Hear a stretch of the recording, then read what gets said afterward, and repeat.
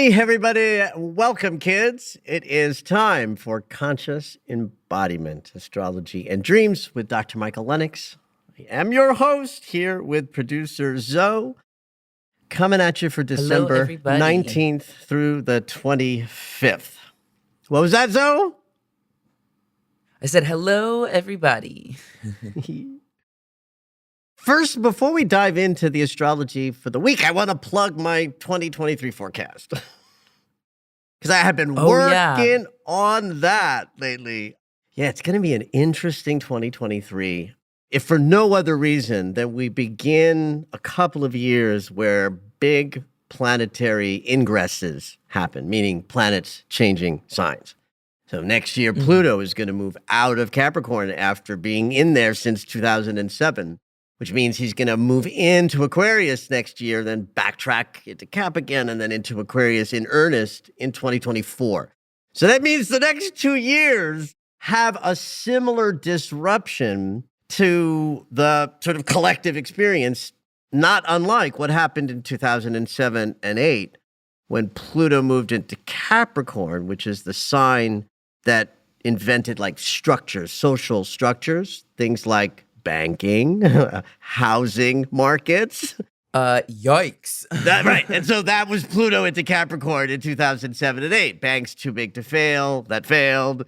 Housing market that looked, blossoming and blooming that turned out to be a bubble that popped. And so we are going to see a lot of disruptions in the next couple of years. Saturn changes signs and moves out of Aquarius and into Pisces, completely altering the dynamic of how we relate to our lessons and karmic, learning and expanding. Moving into Pisces, the side of the unconscious, that's going to bring out all sorts of challenges and opportunities for the human race. At any rate, come to my 2023 forecast, everybody. I'm going to do it live on New Year's Day. Of course, you don't have to be there live to benefit from the recording. It'll be like a 2-hour sort of presentational format. Come and join me live on January 1st if you care to. It's at 10 a.m. Pacific, or get the recording afterwards. And just go to michaellennox.com and check it out. There's a banner right there in the middle of the homepage to purchase it. The exchange is $19.99. And I do this every year, and it's a part of a staple of an astrologer. And yeah, I think it's going to be, everybody's always asking me, like, when's it going to end? When are we going to get a break? Yeah. We're never going to get a break, kids. It's not like something that changes. Your life as a human being in a body is freaking hard, and it ain't getting any easier till you take your last breath. And yeah, in terms of the collective experience on the planet, as an astrologer, I don't see anything getting any easier. I actually see things as getting more difficult and challenging over the next, 3, 4, 5 years. And, our job is to open up our consciousness to the highest level that we can embody so that we can move, through the world being in it, but not of it. Yeah, Jesus. To be the witness in this life is what we're, hard to do. It's what we're called to do. And when we get there, to the extent that we get there, where we can be in the experience of watching the world sort of go mad and somehow just allow it, that is done with a clean, clear heart, with, healed out wounded spaces and a higher level of consciousness that comes from a spiritual practice. That's why I teach what I teach, so that we can meet life on life's terms, the world as it is. Because no, it's not getting any easier, kids. It's only getting harder, especially if you live in the United States of America. More on that in the 2023 forecast. Go to michaellennox.com and join me New Year's Day, or enjoy the recording afterwards.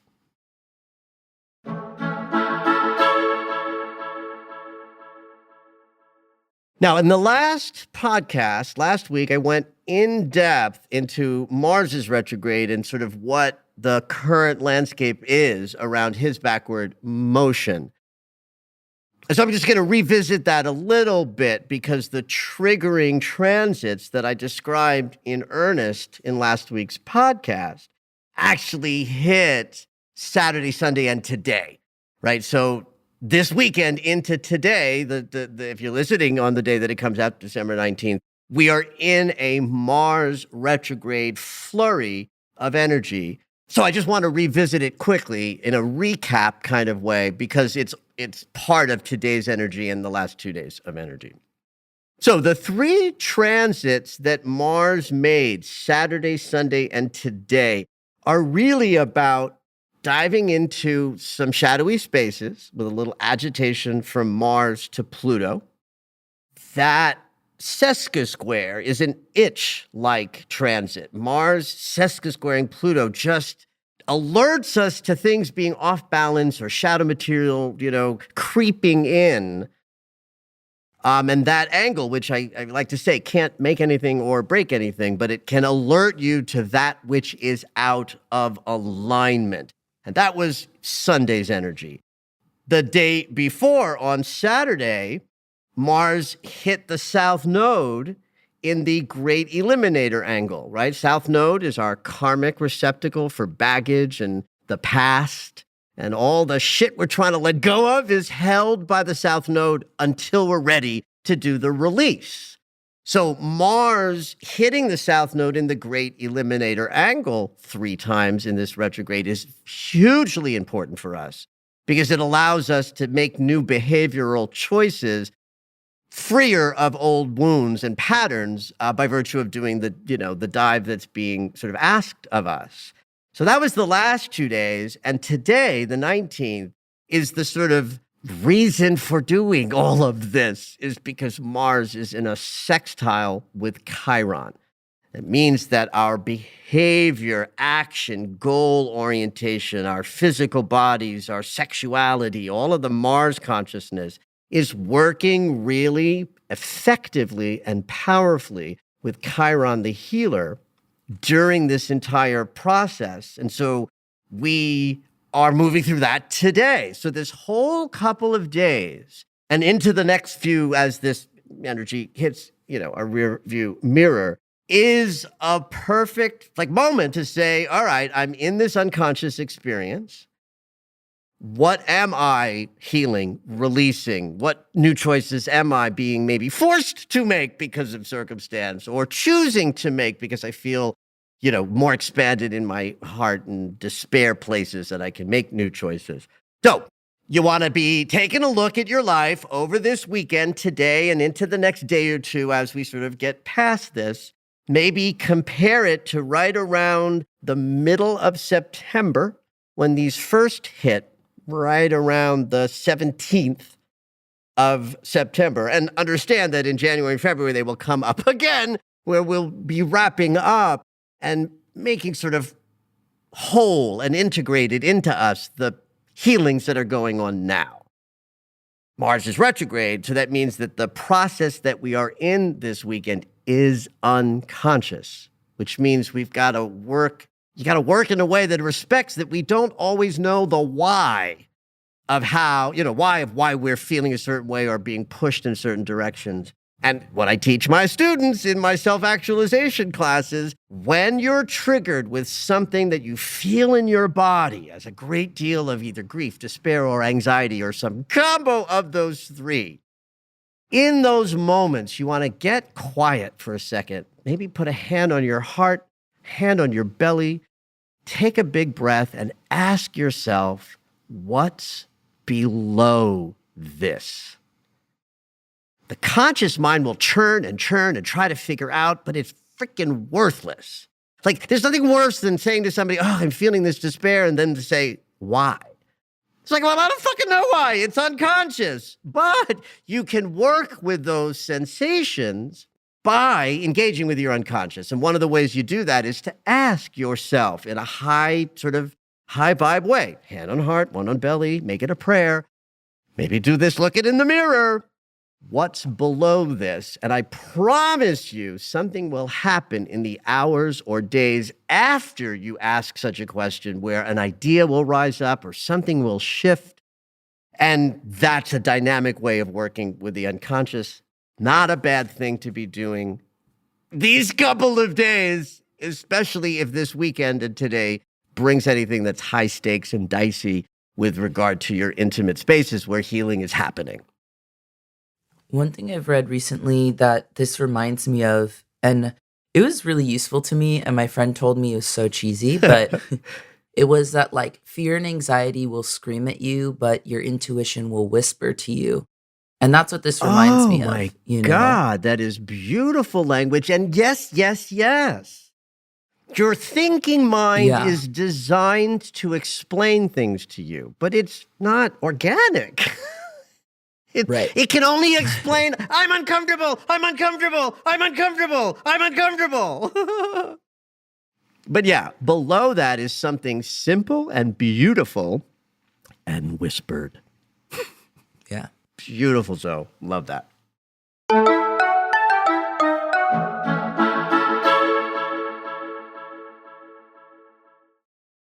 So Mercury is in his shadow. So we are in that preparatory 2.5 weeks where Mercury's going to go backwards, but he hasn't turned around yet. But he's traveling over the territory that he will visit when he turns around, and then a third visit when he goes direct when he's done with his backward motion. All retrogrades have this 3-act feel. And if you pay attention during the first act to things that come up that might knock you on your ass a bit, the backward motion portion will be easier. So last week we talked about Mercury entering his shadow. I think we talked about it last week. The reason why I'm bringing this up now is because I think we did. we did. Okay, thank you. But I think we didn't go into any detail about that just because Mars was captivating me and that's what we talked about mostly. So I'm going to talk a little bit about Mercury's shadow, the triple transits that he's making, even though the triggering is from last week. So you'll just have to, write down the dates and look at last week's calendar to sort of see if anything came up that was going to, bug you in January. This is actually potentially, I don't know if lovely would be the right word with a Mercury retrograde cycle, but compared to the ones of the year that we're coming out of, this is the most grounded, stable, and least disruptive of any of the Mercury retrogrades in recent memory. First and foremost, he's retrograde in Capricorn, which means there's a slower, steadier energy to begin with because like Saturn has rulership over this Mercury retrograde because Saturn rules Capricorn, Mercury's in like Capricorn's house. So if Mercury is how we think and guide our thoughts, and Saturn and Capricorn are about like doing the right thing and being responsible and being sober and, focusing on your goals and ambitions in a slow, steady way, this Mercury retrograde is all about that, about marshaling your resources and where you want to put your focus in order to be more effective with what you want to create, because we create first with our minds. The triple transits of this retrograde are kind of lovely. Mercury's going to trine both the North Node and Uranus. If you've been paying attention, you know that all year, especially in the second half of this year, Uranus and the North Node are near each other. They're conjunct. What this means is, for this whole sort of swath of time, like the second half of 2022 and the beginning months of 23, all of us are subject to having paradigm shifts and pivots that move us in the direction of the future in a very sudden and unexpected way. The beauty of that with Uranus is that there's no respecter of what we would call good or bad with Uranus. So some people will benefit from Uranus's sort of thrusts forward in a way that lines up with what you desire. But Uranus is also the wild card, and some of you might be losing your legs in a boating accident just as you're planning your climb of Mount Everest. So it's truly the anything can happen and probably will set up to have Uranus and the North Node conjunct. But to the extent that we become conscious co-creators, even with a universe that throws chaos and randomness and unexpected things at us, Mercury in a trine with Uranus in the North Node aligns our minds very powerfully into the idea of responsible, sober choices and thought forms that are designed to help us move forward. Then the other side, the third triple transit is bringing spirit into the mix. A sextile to Neptune, the great spirit, means that even though Mercury may be in the rational, masculine sign of Capricorn, that unless we're bringing in the feminine aspect of being held by the divine and listening to intuition and being guided by inspiration, all things Neptune, then we won't be able to sort of effectively climb the mountain of our desires. So last week featured the first sort of hits of the trine from Mercury to the North Node on the 15th and the 17th. So that's like, Thursday, Friday of last week. So by the same token that when I talked about Mars, I'm asking you to look back at the last couple of days. Now that I'm talking about Mercury, also glance back to the end of last week. And if anything showed up in your conversations or negotiations that look like a communicative challenge or a problem with trying to get your thoughts and your negotiations in alignment with your goals and dealing with any pivots or sudden unexpected things, here's better layman's language. If any shit hit the fan last Thursday, Friday, or Saturday, know that that's going to be part of Mercury's backward motion in January. So just, again, as we're paying attention to what Mars is taking us through, have part of your glancing back, look at the last couple of days of last week and understand that if you tripped up on any conversation or negotiation or thought pattern, it's going to come up again in January after Mercury turns around on the 29th. Well, the big news of the week, of course, is Capricorn season, solstice time. On the 21st, we have the winter solstice in the north, summer solstice in the south. And this is one of the big marker moments of our year. In fact, it's this relationship of the earth to the sun and these four cardinal points, these world axis points of the beginning of each season that we recognize in the West. That's the foundation of how Western astrology works, as, say, compared to sidereal astrology, Vedic astrology, Eastern astrology, which runs on the moon. It's a lunar approach in Western astrology. So they are not connecting to the sun and the earth's relationship the way that we do. In fact, I don't know how well this will translate to people, but I do get asked this all the freaking time of like, why is it that what we're calling, 15 degrees of Gemini isn't 15 degrees of Gemini when you pull out your little app on your phone? Uh-oh. Like right now, if you look at Mars and you pull up your app on your phone, it's probably not going to say Gemini. It'll say Taurus, because the actual placement of where the planets are in front of the constellations is not the same as the sign evolution in Western astrology. And the equinoxes and the solstices are why, or maybe more accurately, how. So the constellations are just stars up in the sky, and people think that the signs and the constellations are the same thing. But they're not. The signs are archetypes, and they're associated with the stories told about the constellations that generated the idea of the signs. Right? So Aquarius, the water bearer, has the origin story of the hero, leaves the community because he's driven by a thing that there's something to find. He finds water, he brings it back, and suddenly there's life because water breeds life. That's the Aquarius origin story. So the archetype of Aquarius connects with serving the community and following intuition and being your own unique one. The hero in Aquarius journey was unique and different and followed their, vision and saved the community. So that's another Aquarius quality of the unique individual. But the stars that make up Aquarius are not Aquarius as Western astrology understands it. It's just the next archetype in the journey of a movement through 12 signs. Ah, not the literal constellation. Not the literal star placement.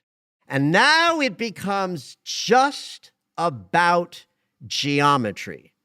We are a circular consciousness, and we divide that circle into 12 equal parts of 30 degrees each. And we measure the sun moving through a sign as the 4 weeks that it takes from the Earth's perspective for the sun to move, not past the constellation, but through the 30-degree symmetrical pie piece that is called that sign because of the order that it's in that starts with Aries in the spring. And when the Earth and the sun are lined up in March in such a way that the days and nights are of equal length, we call that our equinox. And in March, that equinox is the beginning of spring in the north. That becomes 0 degrees of Aries. Does that mean that it's in front of the beginning of the constellation stars that make up Aries? No. It starts at the alpha omega of Earth, Sun, days and nights of equal length, spring in the north. So, each equinox and solstice is one of these 4 pillars. In this case, it's the sun moving into Capricorn. Does that mean if we looked up in the sky, would 0 degrees of Capricorn be behind the sun from the Earth's perspective? No, it would not be. But we have moved 30 degrees for each sign since Aries, and now we've gotten to this moment where the sun moving into Capricorn indicates that we're entering winter in the northern hemisphere. The day is shortest. Down south, they are also in a solstice, only it's their summer solstice, and the days are longer and the nights are shorter. In fact, what I love about all solstices and equinoxes is that what we want to perceive in those moments is balance and wholeness.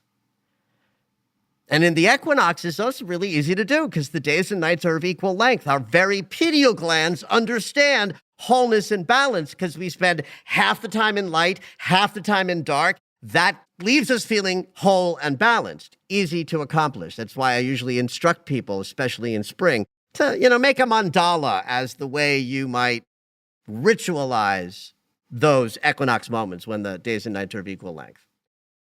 So my apologies to those down under. Now I'm going to speak about the winter solstice only with regard to us in the north moving through our shortest day.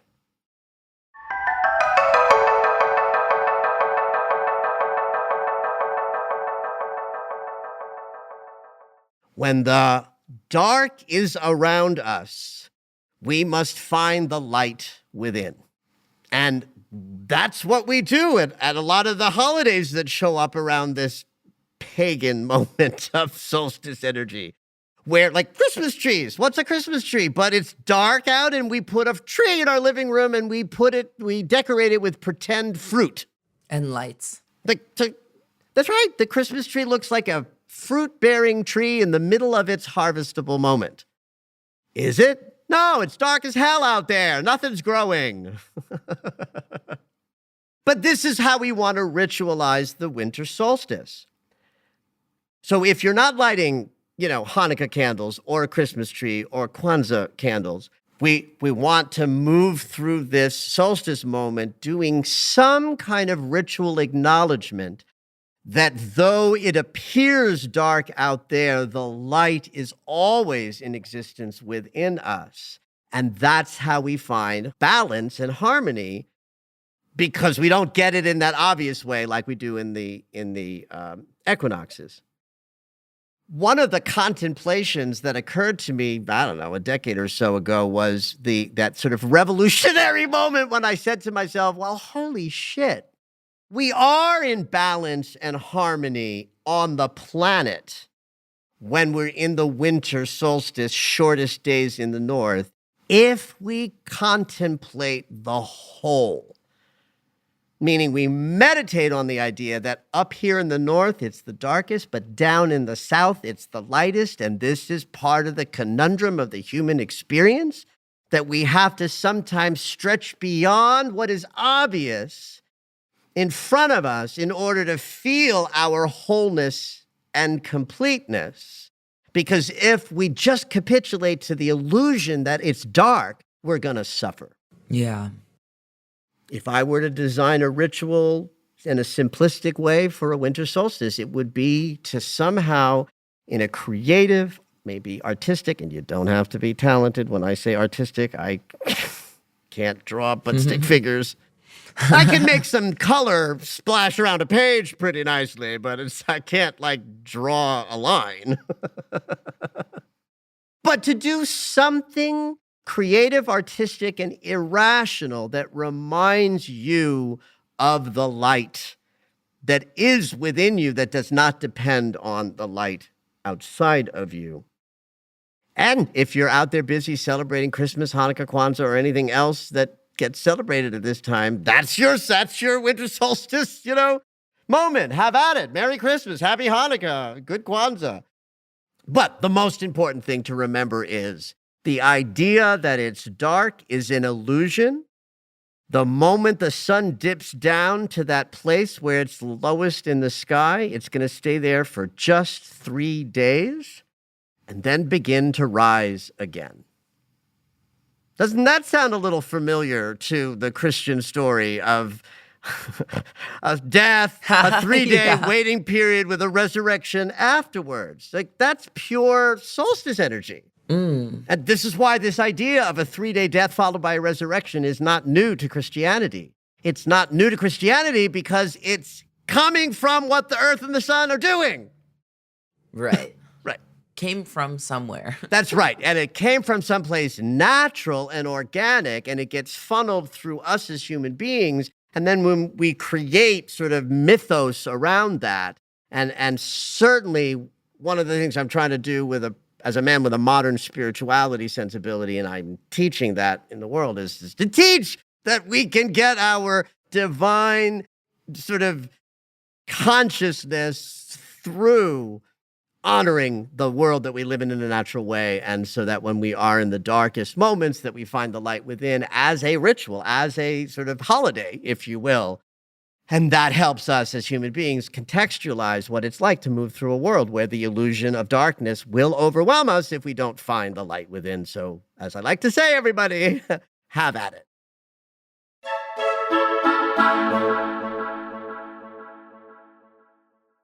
Whenever I think about Capricorn, I just think about Walter Mercado saying Capricornio.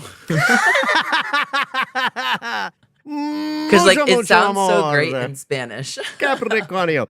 Sweetheart, it does not, it is not, I love that you brought him up. And if you don't know who he is, kids, you got to look this guy up. Watch that documentary. That documentary is beautiful. He was a beloved astrologer in the Hispanic community. Interestingly enough, I wear a red bathrobe in the morning, and he was very sort of flamboyant with capes and outfits. And it is not lost on me that as a very I'm not flamboyant, but I'm certainly wildly expressive and animated, and he was wildly expressive and animated. He says, mucho, mucho amor, and I say, have at it. And we're both sort of dressed funny. So he's a little bit my hero. Walter Mercado. Yeah, it's I think it's on Netflix. It's a documentary worth watching if you like astrology. He Netflix. Was gorgeous, lovely. I just love how he says the signs, because it's not just that it's in a different language. It's that the way he says it. So, Capricornio new moon on December 23rd in the a little earlier than the wee hours in the morning, around 2:15 a.m. On the 23rd of December. Sun and moon and Capricorn come together. This is really the place to think about next year. Forget about resolutions. They don't work. They also don't align. Setting a resolution on January 1st, here's my distinction between resolutions on January 1st and setting intentions for the year ahead in the Capricorn new moon, no matter when it comes. Okay. The calendar is a man-made construct. And so responding to the man-made construct of the calendar year with a mental and an intellectual notion that we call this the beginning. And so we have to honor that beginning by setting intentions of what we're going to do during the year ahead is all mental and intellectual and completely separated from the organic experience of a new moon where the sun has entered the sign that is about the goals and ambitions that we wish to devote ourselves to. So how beautiful it is that we turn the calendar year in an archetypal mansion that's about the goal, the ambition, climbing the mountain of our desires. That's what this mansion is all about. And the fact that it starts at the end of this faux calendar construct and carries across that New Year's makes the archetype of Capricorn perfect for the darkest moment in the North, where we dial back and say, what am I going to accomplish as the light returns? Mm-hmm. And so the new moon in Capricorn would be the natural and organic moment when the solar system herself is saying, here's when to plant. So planting your seeds on January 1st as the form of a resolution is very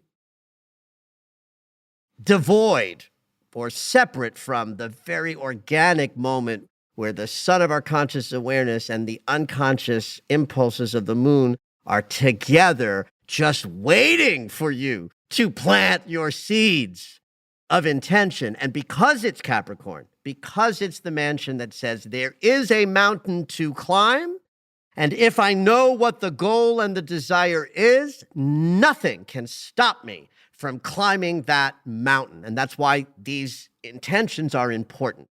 They're important because they will carry you through into next year and allow you to get a start with how you want to approach 2023 in a more empowered way because you took some time when the solar system was ready for it to set deep and powerful intentions about where you want to go next year.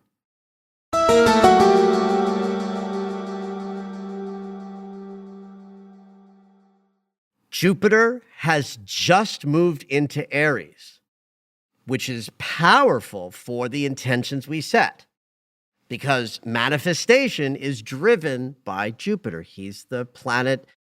I refer to him a lot as the great expander. I haven't, for whatever reason, been using that language in my daily writings lately in the last couple of years, but he expands. Saturn contracts and builds structure, and on top of that structure, we get to do our dance and enjoy, abundance and more of that with Jupiter's movement. So him entering Aries puts our manifestation mojo kind of on fire for the next couple of months. So when he moved back into Pisces a few months ago, we got to marinate in our unconscious with all of the expansion that we wish to create. And with him moving into Aries a week or so ago, actually, it's not even a week or so ago. I think he just moved in. Sorry, kids, I'm sitting in front of a microphone, not in front of my... If I don't have the notes accurately, trust me, he just moved into Aries a minute ago, and now we are in this new moon, and the new moon is squaring Jupiter. Now, squares are difficult geometry. It's the geometry of conflict and obstacle. But it's a square with Jupiter. There's no such thing as a bad Jupiter aspect, right? It's sort of not possible. If anything, the shadow of Jupiter is over-the-topness, a kind of exuberance that could be problematic. But I'm going to say that the power of the square between the new moon and Jupiter just ingressed into the cardinal sign of Aries that starts things up is just go big. Feel that square as a sense of anything and everything is possible. When a Jupiter square shows up in a day-to-day thing, I will talk about it in this way in both my subscription writing, the Daily Astro Alert, but also in my Red Robe Astrology videos. I'll say, keep things right-sized, right? Make sure you're careful that something you value today will lose its luster tomorrow, because that's a typical thing that can happen when Jupiter's involved in a square. But with this square, I would take that off the table and I would say, no. I'm talking now about setting intentions. I'm not talking about the day you might have on the 23rd. The day on the 23rd might be an overwhelming day where big things happen, both exuberant and challenging, that you trip on because the sun and the moon are squaring Jupiter in Aries. But from a perspective of using this new moon to set intentions, go big. Like, what's the worst that can happen with an intention that is bigger than maybe you think you can handle? One is, it might not happen. But the other thing that might happen is you might be gifted the resources to climb that particular mountain. So declare that the mountain you wish to climb next year is as big as you can imagine it to be, and use that square with Jupiter to propel that vision and the excitement of the intention so that it's in there. It's been stated. It's been planted into the soil of infinite possibility, and use that square to just get enthusiastic about what's possible. The last thing I'll say about this new moon that I just love is that Mercury and Venus are conjunct in the new moon. Mercury's at 21 Cap. Venus is at 16 Cap. That's 5 degrees away from each other. That's close enough to be what's called a conjunction, where they vibrate each other and increase each other's mojo. That's any conjunction does that.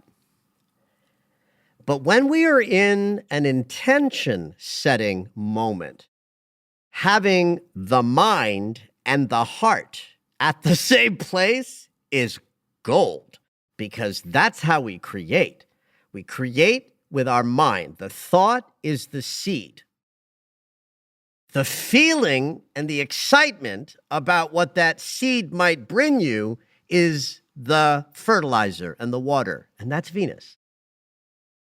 So I talk about this so often, that people have desires with their minds, but their hearts either don't feel they can accomplish it, or that they're not worthy of it, or they don't deserve it. Or that it's just the wrong fucking choice. I've met lots of people. It's like, really? You're trying that? But having Mercury and Venus conjunct and in Capricorn, same sign as the sun and the moon. So they are vibrating with what's the point? What's the goal? What's the journey? What's the mountain you want to climb? Right? So it's a perfect setup to set the intentions with sun and moon together, but allow the mind and the heart to be in this beautiful congruency as we do that, and then trust that the trine that exists between Venus and Mercury in Capricorn and the North Node in Uranus in Taurus allows for the intentions we set now to use that kind of slingshot of mind and heart in alignment, hearing those intentions and filling them with feeling, Mercury, Venus, and propelling those ideas forward by tapping into what Uranus and the North Node can offer us in terms of guiding our intentions forward into the future as we create them.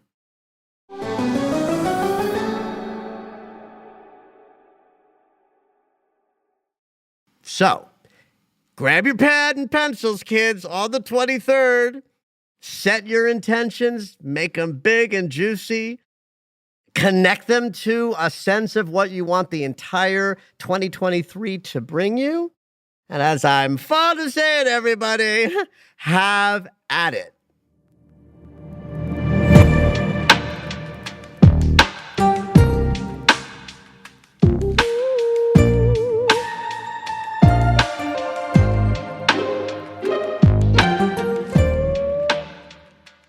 All right, it's dream segment time.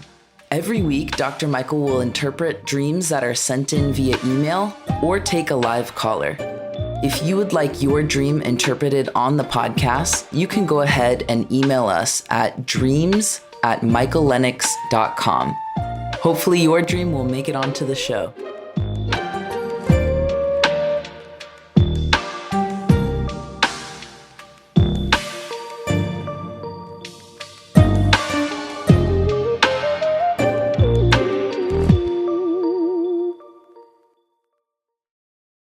This week we have a call-in dreamer. We have Jojo calling in from San Diego. Hey Jojo, what you dreaming? Howdy. Okay, let's talk about this one dream that I had. I'm gonna give as many details as possible. This happened like last summer. And I'm in like the ballroom scene, the kiki scene specifically, moving up to mainstream. But I know this had like a lot to do with ballroom because it was kind of like me battling someone in a church. And for some reason, I can't get like the chords that I was standing on out of my head. Because I was like standing on like a bunch of I mean, like cables and like electric. tech, Okay, okay. like Standing on chords. And I was cables like, and well, why cords. why Okay. is this here? Yeah, yeah, I was standing on cables and cords, and I was right next to the DJ, and for some reason the DJ was just like, "You're doing too much, you're doing too much," but also like felt like it was egging me on like to do more. Yeah, almost like instigating. Yeah. um, and the person that I was battling was like this baby in ballroom who I will say has like this personal vendetta Oh, this against is a me. person in actual It- life. So you were dreaming that you yes. were battling someone you Mhm. know from the ballroom scene that you have a little bit of conflict with or competition Yeah. on their end. All right. Yeah, in a church, no less. Well, it felt like Ah. it was a church, but it was also like a Yeah. venue. Yeah. Like they were hosting like a Yeah. big event and people were like in the pews. And before I wake up from this dream, or at least like move on from this dream, I remember kind of just sort of leaving, like kind of sort of feeling invalidated. Like I don't see like why my feelings aren't being validated right now by this person. And when I do leave, they're sitting like in the pews, kind of sort of looking lonely, looking kind of sort of like disappointed. And like nobody's there to like give them their own validation. Like it's almost like we're both being invalidated in that moment. So I just want to make sure that I'm getting this right, that at the end of all of this conflict, you actually see the object of your competition, and that person is Mhm. also feeling small and deflated or not seen and not gotten. Yeah, Okay. like they're just like sitting in the pews of like this church by themselves in a corner, kind of sort of like pouting Yeah, yeah, yeah, yeah, almost. yeah. And it's like really confusing because it's just like, okay, so are we both wrong or what? Probably. Right. All right. Let me just ask you a couple of questions, Jojo. Your relationship with church in general. I'm gonna guess that this has been a problematic relationship for you. Yeah, pretty indifferent because like while I very much enjoy like celebrating like spirituality and stuff like that, but I don't have like a religious attachment to it where I show up to church every Sunday. It's just I have like core beliefs, and I feel like it almost showed up as church in a way because ballroom is very that. It can be very spiritual Hmm. and like almost Hmm. religious, almost cult-like Hmm. is kind of like the dark side of it sometimes. What's your relationship with public displays of self sort of bigness and flamboyance and attention grabbing behaviors in you personally as a human being? It makes me nervous, like, it almost feels like service in a way. You know what I mean? Like, I have, like, this talent, and Yeah. I wanna show the world, but, like, I'm also very, like, nervous about doing that, Well, I it's not guess. always, it is dangerous in this world sometimes to let all your colors fly, and that is a thing, right? So the reason why I'm asking these questions, because the piece of this dream, Jojo, that grabs me the most, the one that it feels juiciest to me, is this little relationship you have with the DJ. Mm. First and foremost, DJs are an elevated character aspect simply for what a DJ does out in life. A DJ is an incredibly powerful person in that venue guiding the flow of energy, moving and manipulating crowds. So DJs as a thing have an enormous amount of energetic and, not for nothing, spiritual power. They are at the center of any event that includes a DJ. Lots of power there. So you connecting to the DJ in this event in your dream, you're at the kind of center of that experience energetically. You talked about ballroom being almost spiritual for you in waking life. Well, the DJ is the center of a modern kind of spirituality that is expressed in group dynamic experiences where dancing and movement and music happen. And this is the part of you that you experience as both limiting you, saying, oh, too much JoJo in the room, you need to dial that back, but simultaneously egging you on. There's the powerful, there's your ambivalence, dude. It's like, I know who I am. I want to let my freak flag fly. I want to dance like nobody's watching. And the DJ in you, your higher guidance says, both are happening, JoJo. You're ready to dance and dance big and big and, you know, beautifully you. But there's conflict in doing so. It's a little dangerous. It's sort of exemplified by the battle in the dream. It's like the battle between you and this other dancer is reflecting the battle in you, the one that we're talking about. It's like, is JoJo going to be fully free out in the world being themselves, like they're being called to by their highest spiritual guidance? And at that same place of higher guidance, there's a message: don't do too much. Don't cause too much attention to come your way. Both are true, and you become the arbiter of which you do. You will always receive inner guidance, JoJo, that says, be yourself. You will also always receive guidance that says being yourself might be dangerous. Don't do that. Who are you going to listen to at the end of the day? The highest part of you is saying both need your attention. Oh, wow. Goofed and gagged. Like, did not see that coming, did you, JoJo? No. Do you think that has a lot to do with like the chords? It's almost like a connection between me and the DJ. Well, I do. I love that association. First of all, JoJo, you just made that association, and that counts more than anything that I might add because it's your dream. Now, I have a kind of knowledge of symbolic language, if you will, so I might hear somebody from somebody and say, well, how about this thought or that thought? But I love that idea because the chords, the technology, the electricity, the sound chords are the infrastructure of how we connect to that beautiful energy that is created in those experiences. So yes, by you standing on the cables, it puts you as the dream witness directly connected to that energetic center of this conflict experience that you are working through in the dream. So I love that association. Holy shit. Okay, keep going. I love it. Tell me more about this person you were battling in the dream. Like, give me a couple of qualities of who they are out in the world. If you were trying to describe them to me in like two, like or as a three third adjectives. person, or as like me as an actual my person that you know in life. You know, how would you describe their energy? She's really ambitious. Very, very. I don't want to say anxious. It's hard to like describe this person. Listen, you gave me enough information.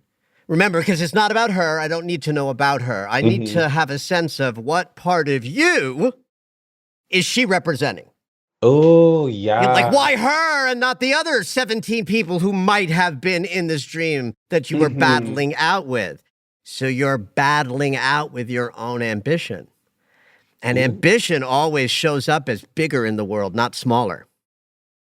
So if you capitulate too strongly to the inner message of don't do too much, both of you lose, you and your ambition.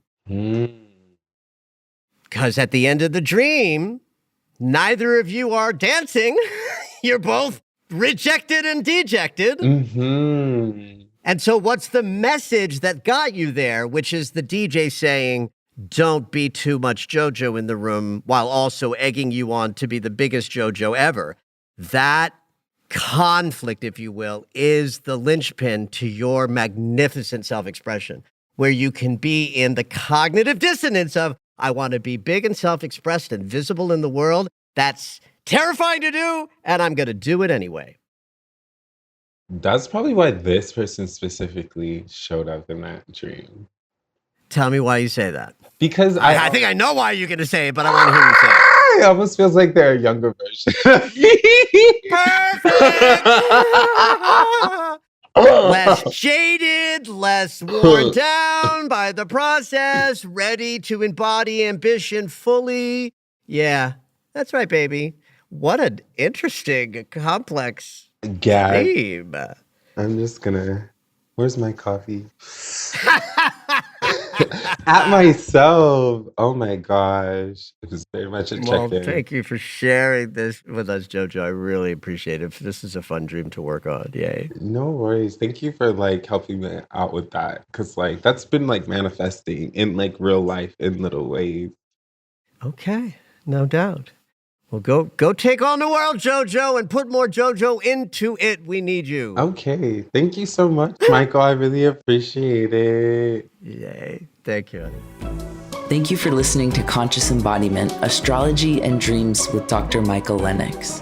You can find us on Apple Music, the iHeartRadio app, and anywhere you find your favorite shows. Head on over to michaellennox.com for information on astrology readings, the Daily Astro Alert subscription, upcoming classes, and to join the mailing list.